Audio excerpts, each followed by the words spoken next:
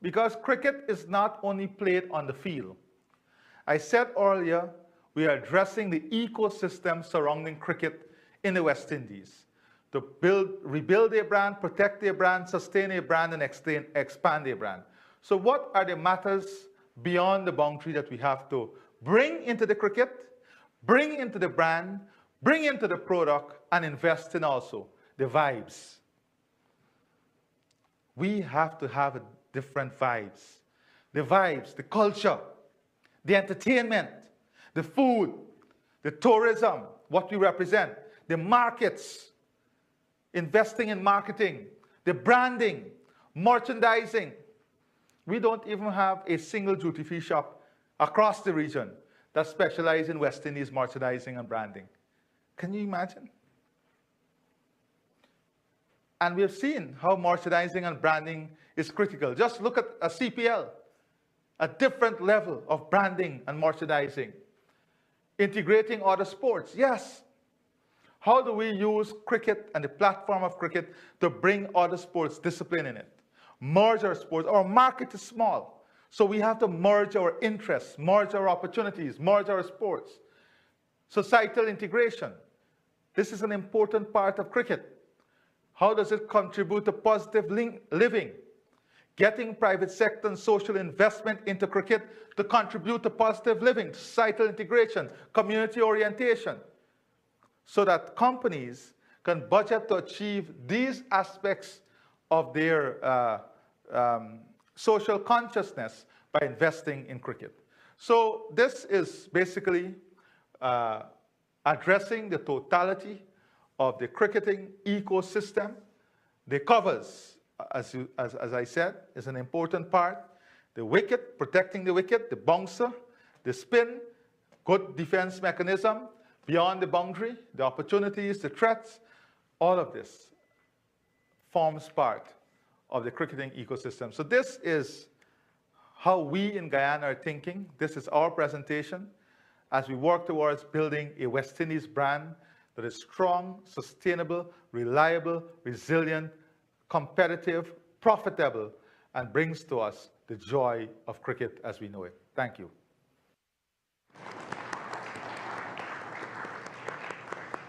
Ladies and gentlemen, the Chairman of CARICOM and the President of the Cooperative Republic of Guyana, His Excellency Mohammed Irfan Ali. Presentation well received. And here we are, just on time for the closing remarks. We've reached the point where I have the distinction of inviting to deliver the closing remarks for the last 2 days symposium, the CARICOM Prime Ministerial Chair of the Subcommittee on Cricket and Prime Minister of the Republic of Trinidad and Tobago. I please bid welcome the Honorable Keith Rowley.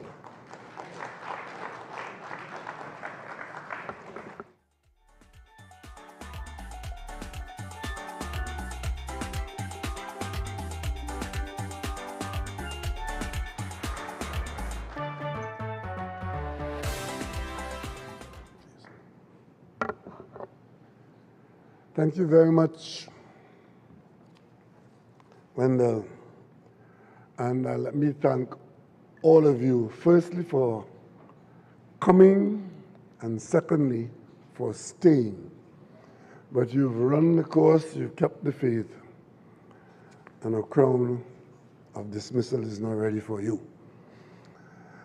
I won't keep you too long, but at this time, as we're coming to the close of what has been quite an exhilarating experience for me, and I hope for you, and a day or two where we can reflect on something that is more than a game. Because given the issues raised and the level of seriousness attached to it by very many participants in this symposium, one can only come to the conclusion that in the Caribbean, cricket is more than a game. And my colleague, President Ali, who just made that presentation, has gone into the deep dive of how far we can go with cricket if we stay with the promise of a game that we have been renowned to be great exponents of. But what I'll do for a few minutes, not too long, is just go through my notes that I took as the symposium progressed, touching on, just to identify for you as you leave here, what exactly did we deal with in this symposium? What came up? What are the issues we are required to go onto our homework with? Because, as I just said to a press conference outside, it is not my intention to wind up this symposium, go back to my office, and wait to see what happens. It is my intention to prepare a summary of the proceedings, of the issues that were raised here, identifiable issues, and much of it raised by identifiable stakeholders, and take that summary to the next CARICOM meeting, where this subcommittee, which I chair, will have space on the agenda to discuss at the level of the governments gathered in St. George's and where we are with cricket. And before we get to Grenada, that meeting will take place in the first week of July. Sounds like a long way off, but a couple of days from now we're into May, so we really have 2 months between us and the meeting. And between now and then, I've got the agreement of President Kishore Shallow that he will take steps to ensure that the territorial bodies are apprised of what we've done here and what is available, and have them get into the discussion and the apprehension and preparation for what we are going to be dealing with respect to ideas for change, ideas for support, ideas for new vision, and so on, readying those levels of authority. And by the time we get to Grenada, we should have some kind of feedback as to how our efforts here are to be received outside of this room. So let me just mention, in no particular order, the main issues that surfaced during the very many presentations here, and which would form some part of that report that will go to CARICOM. One of the issues, which is at the top of my notes, is the whole question of governance in West Indies cricket and the role of elections or no elections. There's a view that the existing arrangement of the management of cricket in the West Indies being done after elections of dubious, sometimes, outcomes, but not satisfying the public demand for transparency and even accountability. And that would have contributed considerably to the loss of the fan base that President Ali mentioned. Because if your fans believe that you are not genuinely the best management arrangement, they will ascribe the negative outcomes to that. And the fans will then lose interest and want to leave you alone. We may not have to invent any wheel here, because one of the things we can't get away from is the fact that we have, I think it's 14 governments, or is it 13? Governments, territories, sovereign nations that make up West Indies cricket team. We are the only cricket team that is made up of a group of nations. So that automatically creates these separateness within the structure. But where that kind of system exists in the world, in other areas, you don't have elections to its leadership, because the divisiveness that is inherent, that President Ali mentioned there, is built into our pie.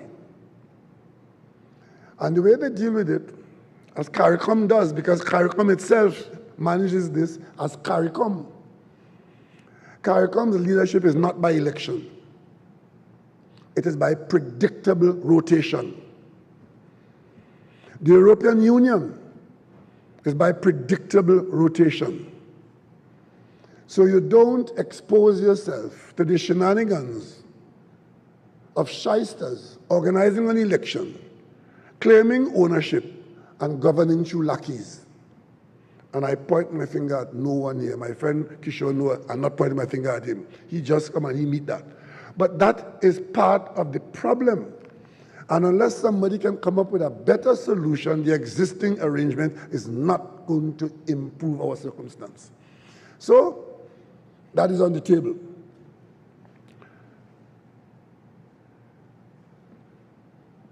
Prime Minister Motley, throughout, the legal luminary that she is, the possibility of considering the creation of a regional shareholding body into which the entire region can claim ownership and have some kind of involvement in the ownership aspect of cricket. Because later down in my notes, I have the question appearing again of who owns West Indies cricket? Because if you have an incorporated body wielding authority and discharging largesse, but that authority cannot tell you how they got ownership of the asset, we got a problem. Because somebody told us about 6 people going off to Tortola and incorporating a body, and I told you about going to a meeting as head of a CARICOM country to be lectured to and pissed upon by somebody who tells me, you just step aside. We are Cricket West Indies, Inc. And you might represent one country, but we represent the whole region. So what you do, look after the school program, and we will take care of the rest. I experienced that. So we have to settle that issue. And we are not the only region that had to settle that issue. Basra don't know. What happened in Pakistan? The Pakistanis had a worse situation, and they dealt with it. They dealt with it.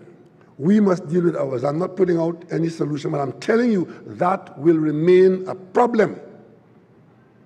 And the more it becomes a financial challenge for the region and the more there are demands on national treasuries around the region, the more that issue will surface. So I move on from that. But there are possibilities, as Prime Minister Motley hinted at or mentioned as she moved on. But then the possibility of a corporate board might be something to consider. Go forward. A lot of call for government investment. But I think there's an acceptance that there's a big role for governments at the local level within the borders of governments, but also a role for governments outside of the border in taking part in supporting the regional game. Within the border, cricket, the game, is not just a game that people like to play. It is probably the most character-building exercise for young people. Young men in our region, we had a seminar right in this very hotel recently.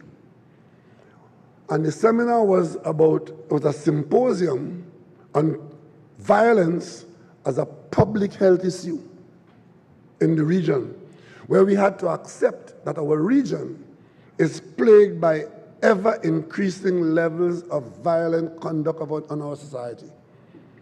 And one of the solutions advanced in that symposium is that the government should invest more in sport and let sport play the role that it can promise to play in bringing about a change in that cultural malaise. Violence as a public health issue. there are more people dying in Trinidad and Tobago from violent activity than from many well-known diseases. That's a fact.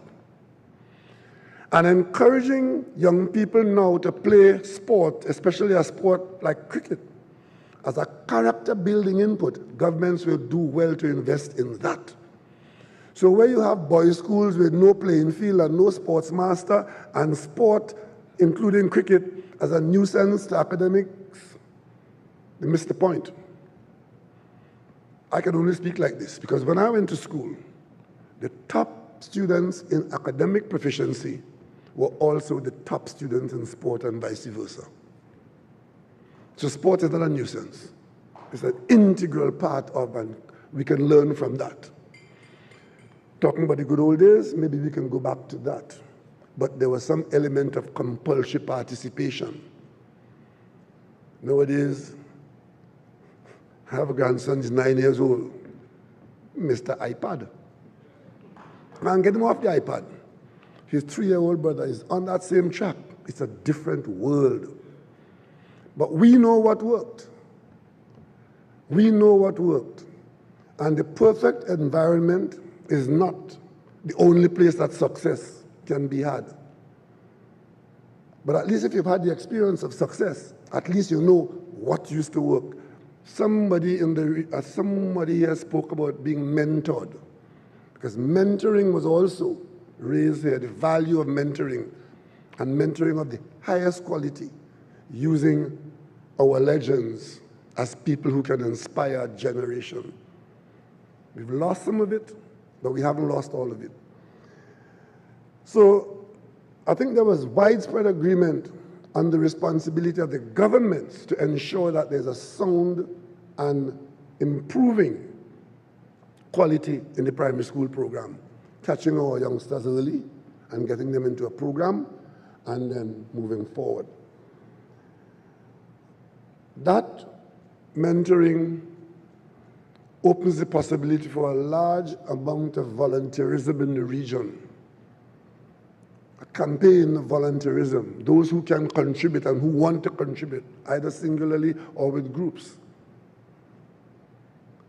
So programs in community development within the region would be advanced to CARICOM as something that the governments would want to buy into and invest in. We want to be able to compete in numbers, because I did start out yesterday morning by pointing out that we do have a small population of people from which to draw our cricket product. But that had never been a big problem for us, otherwise you wouldn't have been at the top of the world. But in today's world, it's a problem, because of the requirement to have more people produced at a faster rate. The canvas is much larger now. But Barbados had demonstrated that you could be very, very small, but you could take on the world and beat them at cricket if you're Barbados or if you're the West Indies. But we need to acknowledge that we need to play more cricket, have more people participate. It was, Brian Lara, who spoke about the history of the game where cricket was the privileged class game, but he invited us to encourage our populations to take ownership of it and have more people participate in the game. That's how the game evolved. It went from being an exclusion, it was played exclusively by the upper class or the colonial master class, and then it became a game of the man in the street. He talks about that, reclaiming that ownership. But at the same time, we talk about being small numerically, not 50 million or 20 million nation. The many nations add up only to, 7 million? Because we don't count Haiti, because Haiti is not a cricket playing part of CARICOM. But as we do that, we do it with a brand that is bigger than many geographical entities. And that is why much of the discussion in the last 2 days acknowledged that we are a big brand in cricket. So we must try and extract from that big brand its fullest potential. And President Ali's details there did show how that can be done in some way. This whole idea, and I'm just going to mention, early in the proceedings yesterday, the whole question of reviewing the CPL contract was deliberately put on the table because it was so important. Not as an act of hostility, but as an act of reality. CPL is an integral part of West Indies cricket now. And now more than ever, it needs to be as transparent as possible. We had a presentation by the head of CPL today, and all of it was good. All of it was clear. There was no need to look at anything. That is his story. But the rest of us who have not studied it, who don't have our own interest to protect, we need to know that what was said there by CPL today is in fact the whole and the real story. Just to know. Because if we don't know, then we will assume it is not so. So we need to comfort the region that the involvement of the CPL owners are not inimical to our best interests. And once that is done, then the Guyana program of the World Premier League, if that is where we're going to go, we should do it fast because it's a big idea. And the same way we led the world in Test cricket, if we get this done, from a business standpoint, this business potential of a World Premier League, let us not wait for another Lalit Modi to take it from us. And then we say, no, we couldn't do that. Sir Clive Lloyd mentioned being at the top of the world, captain of the West Indies team, the best players in the world, out there for 15 years. And then we discovered after that there was a tremendous potential for our leaders to have capitalized on that. But he told us today at lunch that Kerry Packer told him that we didn't know our real value. Let it not be said that in the 21st century, after all that we've been through, success and disappointment, that we still don't know our real value. And it didn't only happen to us in cricket, it happened to us in other areas where we didn't have the confidence to stand out front or to claim big ownership where we had the opportunity to do that. So we have to be prepared to treat with that issue of the World Premier League. And of course, that involves the question of who benefits. And what accidental arrangement are we hoping to happen? If we do all the things that we want to do, create this whole mass of players who go off and play in the 16 leagues around the world, but we have no contractual arrangement with them, so that as they take advantage of the opportunities to earn, they do not cut their navel string with those who invested in them. How do you deal with that? We can only deal with that by understanding and having in place subsisting contractual arrangements that start early.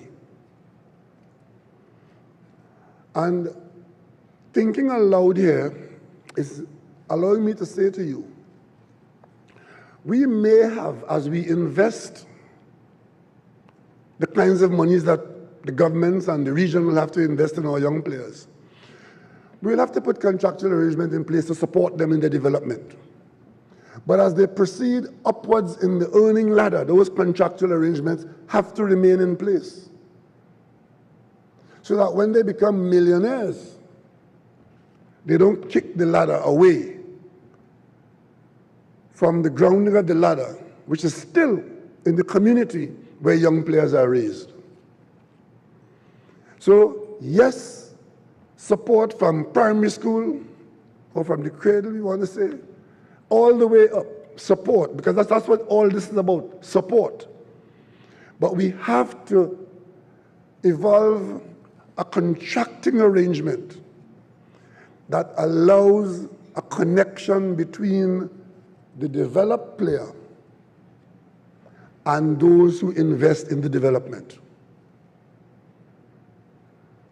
Because without that, somewhere along the line, the link would be broken, the generation of lucky players will disappear, and if you don't come through West Indies cricket, where you passing to go to IPL or CPL or Big Bash, where you passing to go there?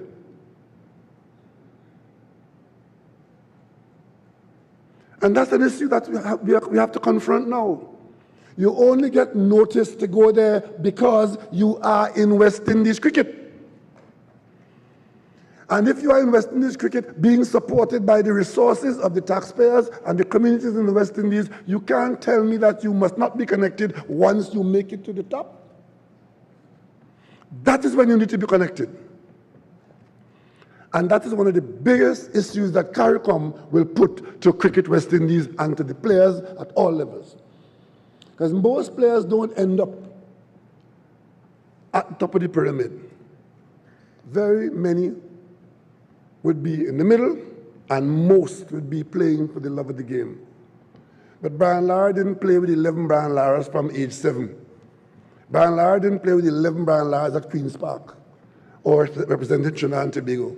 He played with a lot of players who just played for the love of the game, or who were good enough to bowl a few off breaks, or good enough to bowl a few 6 overs and then they go on. They didn't become international stars. But he needed them as part of his development. And most importantly, you could be as good as you want. Somebody said, I think it was West, who said, he put 22 players outside there, greatest in the world, and nobody taking them on. What's the benefit of that? The fans, the fan base. I didn't know Brian Lara in school, but a friend of mine came home by me one Saturday morning and said, come, let's go up the road. Fatima have a boy there, stroking some good ball. You had to see him play. I said, I gone? And I became a Brian Lara fanatic. That's how fans are developed. And without the fans, you could be as good as you want, right? You're not going to get anywhere. So the fan base is important, but the successful players must have a nexus to those who made them successful. And that can only be done through proper contractual arrangements. You look at football in the UK, basketball in America, you don't go and just become an NBA star. You're going to college, there are arrangements in place, legal arrangements in place. Nobody can come and hire you in college and put you into a team. All of these things have been taught out already by other people. We don't have to invent any wheel, but we have to understand them and see what we can glean from that and devise our own structure. That is what this meeting is about, you know. We've now put all the linen outside on all the lines. Dirty sheet, dirty pillowcase is all outside. The question now is, how are we going to wash them? Because we had a lot of grievances throughout the region. They were encapsulated in this conference. To move on now, we have to say, we know this, we know that, we know this, we know that. There's only one way to treat with dirty linen, is to wash them and dry them. And I think that's where we are now.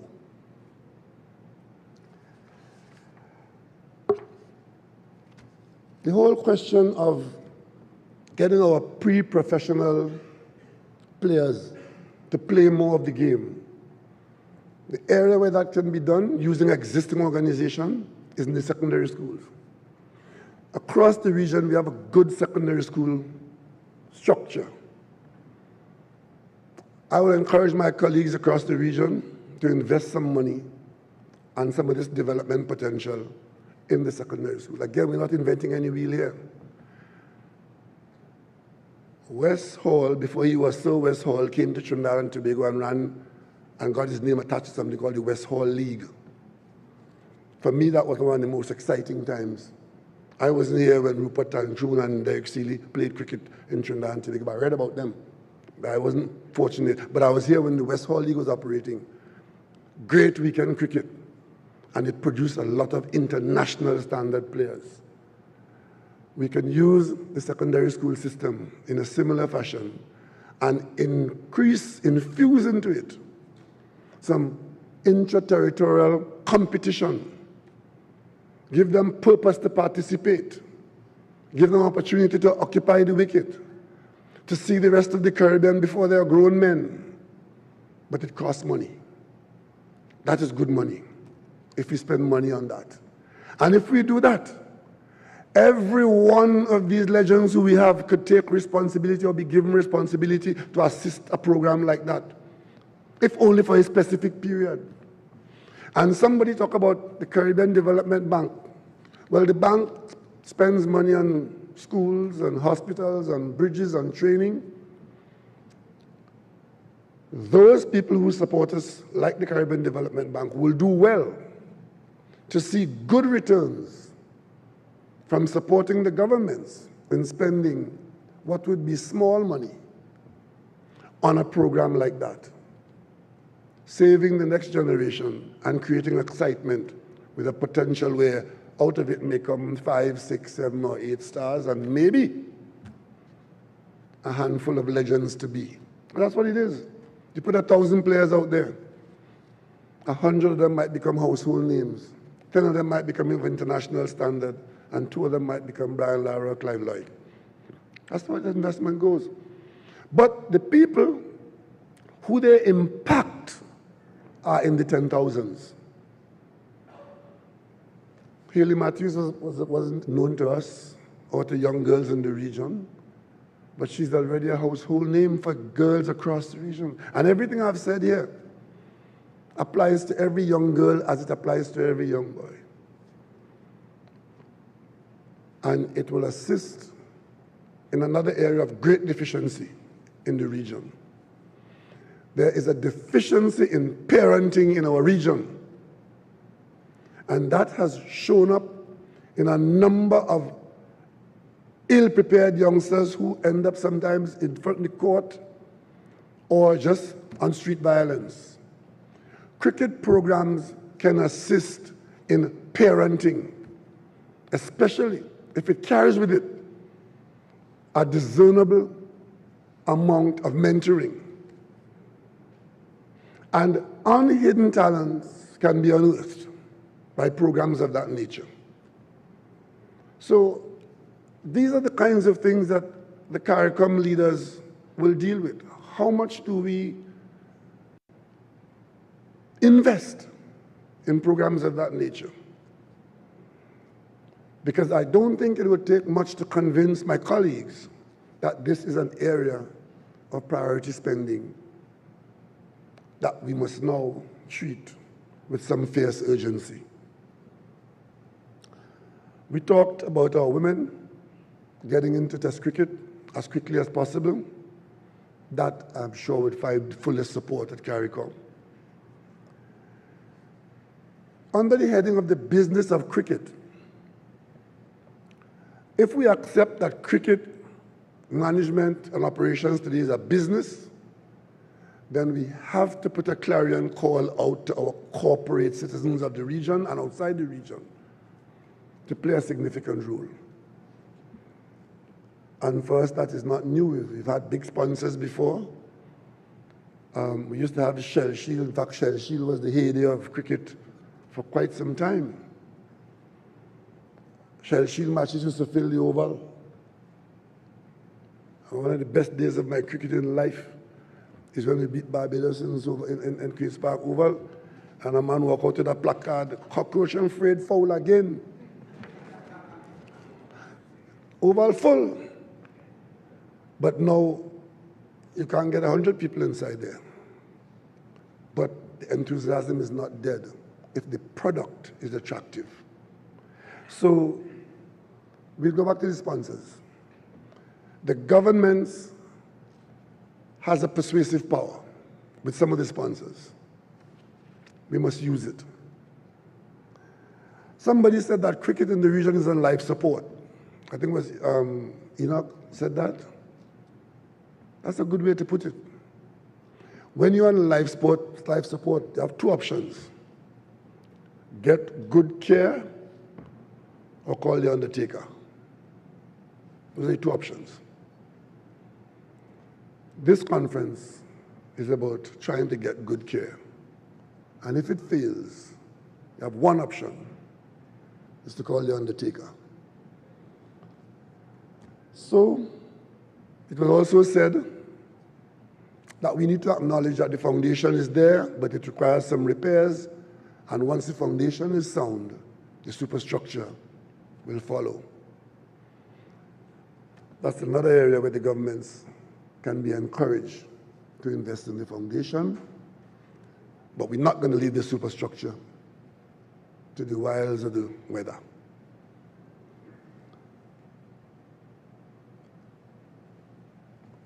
As of this conference, as of this evening, it can be said that cricket in CARICOM is a priority. Governing is about establishing priorities. We have limited resources, limited financial resources, sometimes limited human resources. But when you establish the priorities, then you allocate accordingly. And having established cricket as a priority, I speak for my colleagues, it would follow that there would be improved allocation. I thank you for your attention. I thank you for paying attention to what was said here. I thank you for coming and look forward to me calling you again because there would be significant follow-ups. Thank you all very much.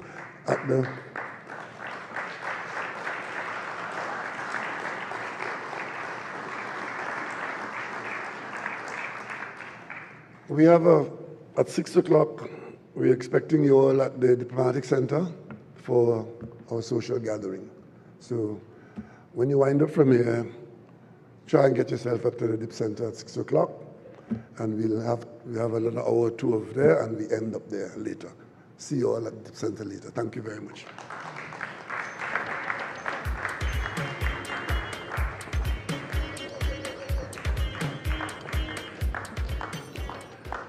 Thank you very much to the Prime Minister of the Republic of Trinidad and Tobago, Dr. the Honorable Keith Rowley, and Chair of the CARICOM Subcommittee, Prime Minister's Subcommittee for Cricket. Ladies and gentlemen, as we prepare to bring the proceedings to a close, we're near the end, just a couple more minutes. Permit me to extend a thanks and appreciation and ask for your acknowledgement of the team from Cricket West Indies that would have contributed to the success of the two-day meeting, of the team from CARICOM that would have contributed to the success of the two-day meeting, and of the team from the government of the Republic of Trinidad and Tobago that would have contributed to the success of the two-day meeting. There are many moving parts in activities such as these, and it is an example of the opportunities of collaboration, teamwork, sportsmanship in more ways than one that have resulted in us having a successful two-day engagement. Thanks again to the team at the Hyatt Regency Trinidad for facilitating all. I'd like to bid a very fond thank you and adieu to all our viewers and participants on the respective media platforms. Thank you for being with us, and we wish you an onward successful weekend and continue to support West Indies cricket.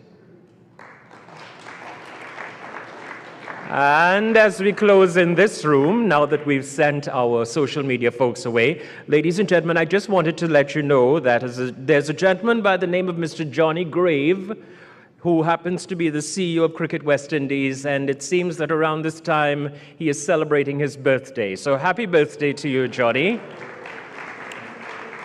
And just for the record, let it not be said that the governments of the Caribbean didn't give you a good gift for 2024. You now have a memorable birthday gift from so many leaders of the Caribbean. Congratulations to you. And as we close, thank you one and all for your time, your talent, and your passion for West Indies.